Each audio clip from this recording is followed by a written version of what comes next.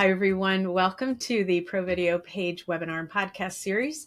I am joined today by Elizabeth Eiss of ResultsResourcing, and we just wrapped up recording her webinar and here to hop in to get into some details about who Elizabeth is, what got her here, and to also share how they work at ResultsResourcing. So welcome, Elizabeth. Thank you so much. Glad to be here.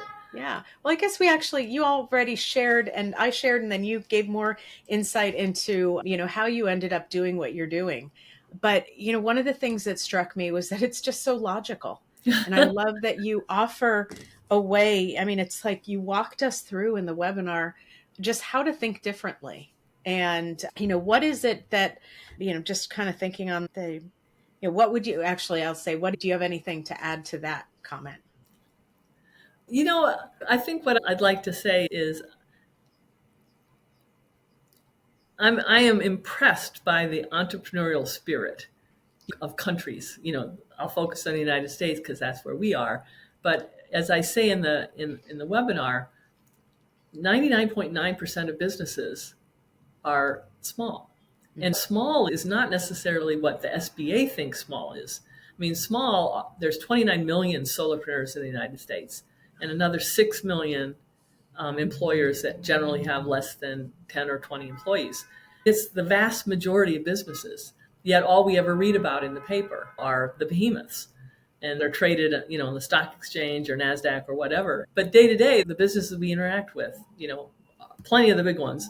But it's like, how can we grow these small businesses? I mean, it's like, for me, results resourcing is a business, but it's a mission. And if I can help small businesses think more broadly about how to scale the business owner so they can scale the business and have the more impact is really what motivates me every day. And as I said in the webinar, I never intended to actually be in this business. I fell into it through the course of hiring freelancers myself and then having my clients that I was consulting for say, "Oh, that Ann on your project team is terrific. Can you find us an Ann?" That's how it started. Not that I had this big strategy. It was really like, "Oh, Elizabeth, you found a great freelancer in Ann. Can you find us one?" Because she's obviously on your team, can't hire her. And that's really how it started. And it was really a process of experimenting. When I first started to freelancers, most people thought, this was 15 years ago, most people thought freelancers were in between jobs or couldn't get a job. And I was delighted at the amazing talent that was out freelancing. Fast forward 15 years, freelancing is a no-brainer. A lot of people want to do it, their side hustles or whatever. And so it's just become a thing. And I'm just very glad because there's, frankly, a lot of the solopreneurs and small businesses are freelancers. It's contract work, magic to it. It's contract work. But we just had all these labels. So I just want to help small businesses grow and scale. And I guess my background, I was all about scaling and how to scale and delegate and outsource. And so I'm just bringing that perspective to this market on behalf of solopreneurs and small businesses. Well, and it's a good time to do it too, because there's the resources and tools that we have at our disposal. I mean, AI is the most recent and it's a game changer but you have to do it well and you have to think strategically. So it is that taking that time to step back and work on the business, because honestly, right now, the word mental load, and it's thrown around in social media when it comes to a lot of times it's moms or women in the home. They're the ones carrying the load of, oh, when does the dog have to go to the vet? When do the lunches have to be packed? When does this have to be done? And I think we chatted about this as we were preparing, is the value that a VA brings to the table enables somebody to have their head clearer so they can think of things that they otherwise might not have, and then be able to have a way to get it done instead of, oh, I just feel like I'm harried all the time. Yeah. No, it's true. I mean, it's like you mentioned AI, and I actually think that AI is already and increasingly going to do a lot of virtual assistant work, task work, all kinds of things. But at the end of the day, to really get something out of AI, you've got to ask the right questions. Yeah. And that requires somebody to step back from the day to day, and ask the question that's going to help them build the business. Yeah. And so to me, it boils down to having time to think strategically. Yeah. And that brings up, in the webinar, you laid out things that are those core and those non-core. And, even before getting to some of the stuff that we're talking about now, I think you have to shift the mindset. And I've shifted recently. And in fact, we talked about a book that I found, the Dan Martell book, Buy Back Your Time. And Yep. it's amazing. It's so logical. You already came to it. He just happened to write the book about it and give it some different labels. Yeah. But anyway, where I'm going with this is, you've got to think about, like, the business owner needs to maintain that ownership over the strategy for the business. And otherwise, it used to really bug me with marketing agencies. This was probably 10 years ago, where, somebody would have started as a web designer, and then all these digital tools came up and they're like, oh, we'll bolt on this, we'll hire somebody to do that. And all of a sudden we're a digital marketing agency. But what they typically would have is a menu of tactics that they would do. And they weren't strategists, and they would just say, you need this and you need that. And that's where the owner needs to retain ownership of the marketing. And in this case, it's retaining that power that they have with setting the strategy and the direction for the business. Yeah, totally agree.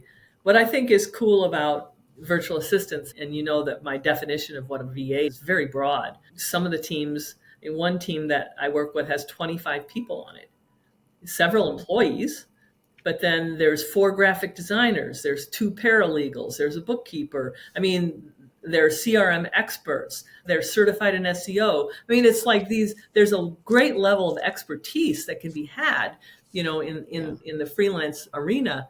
And, I think what's kind of interesting about what you said a minute ago is that the VA can free up the business owner to think more broadly about the business. What it comes back to, in your example of the digital agency that's offering all these, is at the end of the day, it's execution. There's strategy, but there has to be execution too.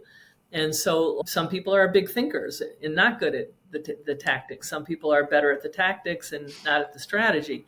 And I think at the end of the day, what I love about VAs is they free up time for strategic thinking. Frankly, some of them can add to the strategic thinking, but then at the end of the day, they're great at execution. Yeah. And you know what that brings up? I'm one of those weird people. I understand now that I've been told that by going through enough of those tests. I see the big picture, but I also get involved in the details. And that's probably why my head has just been exploding as I've built ProVideo pages. But for that person who's not as strategic a thinker, they can still build a business. Yeah. They just might need to bring in a strategist to help guide them and take them along in that big picture thinking and to build that plan. And then, what they outsource would be different than what somebody else in the same business would outsource if they were, you have to match what you outsource, not just with what's core and non-core, but based on who you are. Oh yeah, there's no one size fits all. I mean, you definitely want to, leverage repeatable processes and things like that, but there's no right or wrong answer, and it's like, I'm also a big believer in building programs that let business owners wade in. A lot of times with virtual assistants, they come with retainers.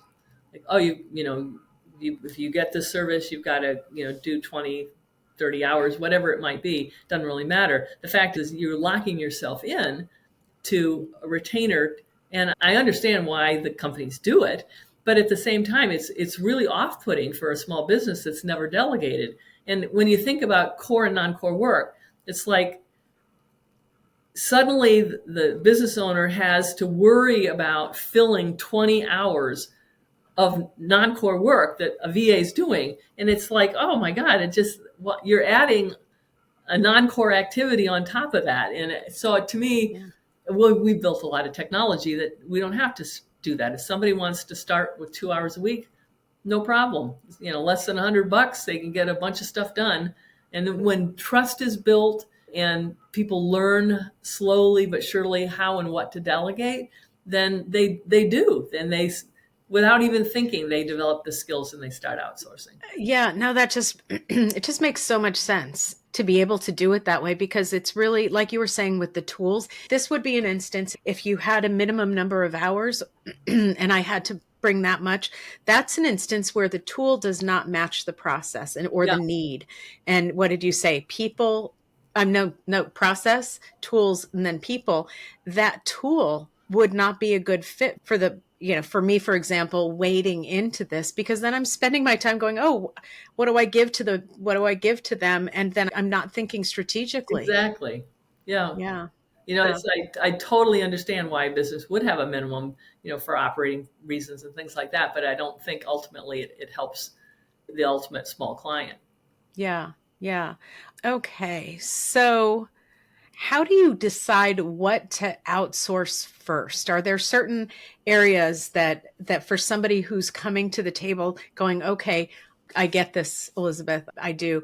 What are those first couple of things that you would recommend somebody put some process behind and start getting ready to outsource? It's pretty much all over the map. And that's one of the reasons I really like these conversations that we have with a prospective client, because it really is a conversation, and there's low hanging fruit. And a lot of people will say email, or they might say scheduling, but there's so many scheduling tools these days. I think that's less of an issue. But email is definitely a pretty significant one. And so that one would jump out. But basically, a lot of people talk about doing time audits, basically just roughly jot down what you're spending time on during a week, or what you really hate doing. It's like, I'm sick of, I'm putting this off all day long because I really don't want to do it. Those are the kind of things. You don't have to build a really sophisticated list or make it a burden. I mean, you could just wing it. And those would be the things to start with. Because again, there's no mistake. I mean, because ultimately, if you free up an hour of your time that's not adding value to your business, you freed up an hour of your time, no matter what it was. And so I think people get worried that they're not making the right strategic decision about outsourcing, and they should just start, and then it'll evolve.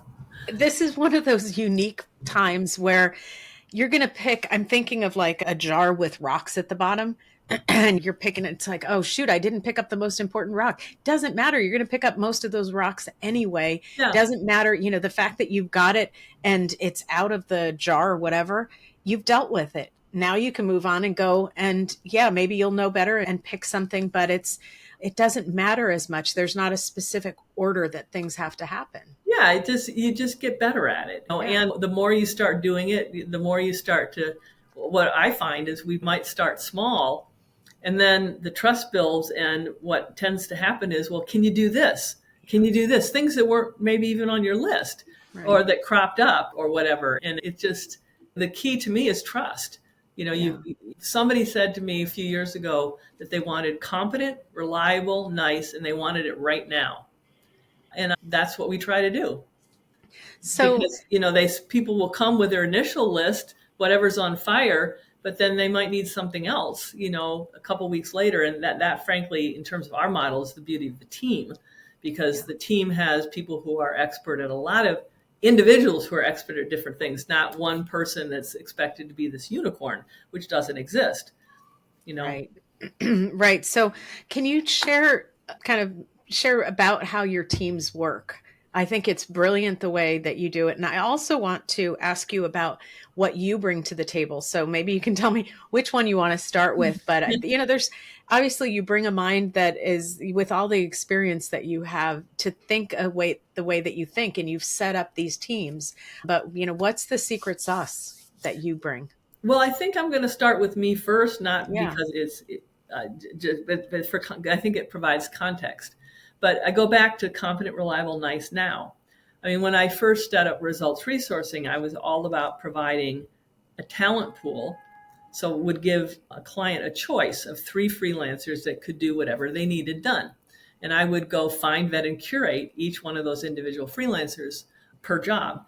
But it would take time, like any kind of recruiting effort. You have to find the people, vet them, interview them, all that kind of stuff, get them to propose. And, you kiss a lot of frogs. There's plenty of people that, say they're interested and they don't do anything. I mean, it was, despite all the automation I built and the algorithms and databases and all this kind of stuff, which all exist and help me run my business today, still, it was wasn't a flawless process. And honestly, what a client eventually said to me, a client who came to me who had a sudden PowerPoint project and he could not do it. And that's what he needed, somebody to do PowerPoint. And I could not give him somebody that could help him meet that deadline the following week because I had to go through my process. And he was the one that said to me, I need confident, reliable, nice, and now. And so 3 years ago, I just said, okay, how do I do that? And I had the components of it already because I had a lot of freelancers that had done great work on my platform. So I started with people that I was confident in. But to deliver the now part, I basically had to have people that had already vetted. So people that I'd already vetted that had that, who were willing to work on different kinds of roles, predefined roles at predefined rates. So I could tell a client, yeah, no problem. I can give you a team, stand up a team in 24 to 48 hours that can do your PowerPoint that I was confident would deliver. Because, results resourcing, we resource results. That's why our company's named that. And we have a 30-day guarantee. So it's all predicated on that. And so that was the tone. And what I did is I went to the businesses that had a good track record with clients with us. And what did I discover? They had teams. And the reason that they had a leader that who was and also an entrepreneur, a business owner, owning a virtual assistant agency, but they had people in the team. So they had capacity, they had skill breadth, and they had skill depth. And so it really, I have a perfect example of pivoting, and just listening to the client and going, okay, how do I do that? How do I do that? And that's my MO. And so I basically built relationships initially with a couple of teams that, I thought this would work. And they actually really like it too, because it's symbiotic. I basically bring them pre-vetted clients with specs, so it takes a whole level of sales and marketing off the table. And because of my background and the technology we've built, we're very good at creating very crisp job profiles based on the conversations we have, because the client may come with a messy mind, but we end up going, okay, well, it sounds to me this is what you need, and here's the team that could do it. It's ultimately their choice, but we help the client sort out, and that comes back to me and the processes we've built to help distill what clients need, because sometimes they don't know, or they know what the end result, but they don't know how to get there, and we can help them figure that out. Right. So which then brings up a really basic question. I know you covered this in the webinar, but what are like the handful of benefits that the client gets from actually outsourcing through results resourcing? And one of them is the clearer mindset. That's what I was thinking of. So what are some things the client can benefit? How can they benefit? Well, I think that probably the biggest one is they're coming to people that are hyper focused on finding great freelance teams that can deliver a lot of value to them. They don't have to know about every single possible need they might have. We just have to figure out what are the top priorities. So, they get to talk to a human being. I mean, most solopreneurs and small employers, they're relying on whatever network they have, which could be large or small, or they go to a platform and no one's talking to them on those platforms. It's all DIY. They type a keyword in and 5,000 profiles show up. And then they have to go through the process of figuring out, and it's not their skill set. So they get to talk to a person, and then we're a do-it-for-you service. We do the talent curation, and we help them define their job profiles, and we stand by the people we match them with. So, there's just an efficiency to the process. I mean, we can stand up a team in 24 to 48 hours. So there's an immediacy and there's a quality, and we reduce risk. Basically, we're de-risking the hiring process. And that, de-risking the hiring process and also de-risking the delivery process. Yeah. That you're not just, our graphic designer is out of the country for 3 weeks. Well, we can't provide that service. No, there's, your teams, they have, the leader has the backup. Yeah. That I think is cool, and I just mentioned this before, that they're business owners, is these are not my employees. I think there's power in building collaborative relationships that's a win-win-win. Win for the client, win for the freelance agency owner, and a win for results resourcing, because we're all benefiting from the process. One's needs are not subjugated to the others. And so I think that builds a stickiness and a power that doesn't exist if you're just a bunch of independent freelancers. And we've also, built training programs, because we want people have to be able to deliver at the level that the client is going to come to expect from us.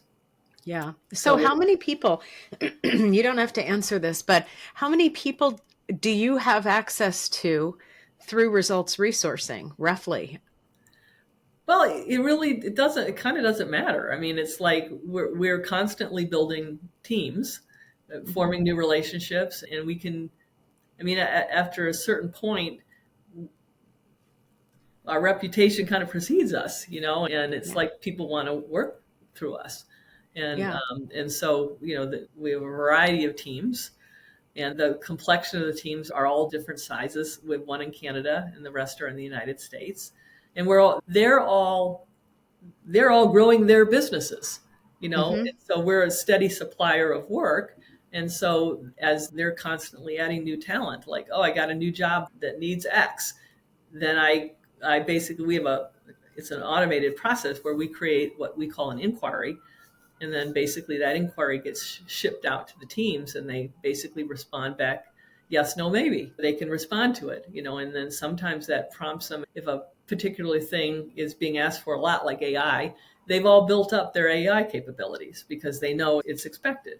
So they're very proactive about building their teams. And then, as I mentioned, there's a number of people that inquire and they would like to work with us, but we don't give work to individual freelancers anymore. Right. But we have a path through, there's a training program they can take, and then ultimately they can basically be a member of an existing team and learn the ropes. And it's not like we're trying to teach them how to do their work, but they need to deliver value in the way that we promise clients. We have to have an alignment. That's what the training's all about. They may have all the skills, but we have pretty advanced training in a lot of things too. But at the end of the day, one program that we're building now is, how do you build a virtual assistant agency? So people would come through, the program in terms of the training and then being part of a team, and they've got to pass. I mean, they can't just, the ones that go on are really going to have to be high level. Yeah. That ultimately, some will form their own agency. So I would like it to perpetuate itself. Yeah. I mean, and it is that win-win. I think that this is a business model that really makes sense. I mean, a lot of them, yeah, you can do this. This makes sense. Okay. But this is one where it's like you cracked a code or something. And it's like, wow, this is making the difference in so many people's lives. Because, we see it in the connective, where you get corporate refugees who are like, now I've got to sell. Holy moly. Yeah. Well, in this case, you're allowing those teams, those small virtual agencies, to actually grow without having to worry about the sales. They've got, like you said, symbiotic relationship. Yeah. I mean, they're independent. They do sell also to me, but it's like, we have like the symbiotic relationship is really valuable. Yeah, I think so. We could talk forever, but is there any other question or topic before I get into some of the wrap-up questions that I've got that you would like to share on? Well, I think I just would like to reiterate that, this all goes back to the value of time. It's probably one of the most important lessons people can then learn. And I know you're going to share our ROI of time calculator in the show notes, but it literally takes 3 minutes to do. And it's as simple as I said in the webinar. It's like, what's an hour of your time worth? How many hours a week do you work? And then the next question is, okay, of the X number of hours you work, how many of those hours are spent generating value for your client and generating revenue? And in all the people who have taken this survey, it's 43% of a business owner's time is spent actually delivering value and generating revenue. So they're in the weeds the majority of the time. And I think just going through that exercise is an eye-opener, because another thing people say is, oh, I can't afford to hire a VA. And that, gets into a whole conversation about where they're located. If they're US, all of our freelancers are in the US or Canada. So they're more expensive than offshore. But there's tons of smart people that speak and write English all over the world that don't know the culture here, don't know how different states operate in terms of doing business, and there's value in that. And it's just understanding what your need is. Sometimes offshore is a perfect solution for people, particularly if they're budget constrained, because onshore is more expensive. But at the end of the day, if people, the average value of all the people who've taken the survey is almost $170. And whatever, let's say a VA costs $20, that's low for the States, but let's just say that's like $150 difference that you could free up to pay for that person if you spend an hour doing more work that generates value. So by shifting how you spend your time, you can generate revenue that pays for the VA that frees you up. The math is so simple, but it's having the confidence to say, you know what, I'm going to take that leap of faith. I'm going to believe in my business, and I'm going to just be proactive, take that risk. 2 hours a week, start with 2. Costs less than $100, to find to offload work to free you up to generate more money and value. That's to me, at the end of the day, that makes so much sense. It's one of those gut reactions when people actually see that. They go, okay, I'm motivated to try something different. Yeah, which is why I like that your perspective or your approach of allowing people to wade in, because then it's like, oh, the ROI totally makes sense when it's done well. It is with you. It makes sense. And I want to make a little clip for myself with this, but I'm going to edit a little bit out. But the book, the Dan Martell book that I mentioned, he's got this drip matrix, and it's basically, quadrants, and you want to operate in that upper right-hand quadrant, which is where it lights you up and also where you're actually making money. So in the way that you put it is that's the core work. Yep. And it's the non-core work, especially those things that you're not skilled at, that you might not be able to do as well as somebody else, which takes more mental load, that you should be subbing out or giving to somebody else to do. And that ROI, it's not just the money, the return on the money, but it's also just getting you closer to having a freer mind, and then having that systematizing of your business and being able to scale, which gets us back to what your title of the webinar was, which is how to scale you and your business. You and your business, Yeah. So, well, now that book, my little ROI time calculator has been around for longer than the book, but the philosophy is the same. And I would just say that sometimes having 4 boxes to worry about is complicated. So if you just have 2, does it generate revenue? If not, it's one or the other boxes. You can get more sophisticated, but at the end of the day, that's so easy. Did it deliver value? Does it generate revenue? No, then it's non-core. I love that. That's a much easier way to start. And if somebody really does want to get into, if they need more than what you presented in the webinar to get their thinking changing, pick up the book. But in a nutshell, we just I think it's great. Yeah. Okay. So I'm going to move on to a couple wrap-up questions here. So what is the coolest part? What gets you excited when you work with a client? Oh, it's just every single day, having people come to me who literally, I'm just going to use, are desperate, are just burned out, don't have any solutions, and don't have the time to come up with any solutions. The relief, it's like, I go, yes, we can do that. Yeah, and we can. And I never oversell, but that is so rewarding. Yeah. Yeah. Okay. So what is a technology must have, an app, a tool, or anything that you're currently using? Could be for business, could be personal, that you just couldn't live without right now? Well, I'm a big user of mind maps. It helps me put down visually how I think about. I'm process oriented, and it just helps me. I use it to build my grocery lists, So that's not cool for everybody, but I love mind maps. Yeah. Okay. In the interest of time, we'll do that. One last question here. What would you consider the most important reason that somebody should watch the webinar? I think the most important reason is for somebody who wants to make a change so they have more impact. It will help them think differently about how different ways they could approach making a change to have more impact. That's it, everybody. Thank you, Elizabeth.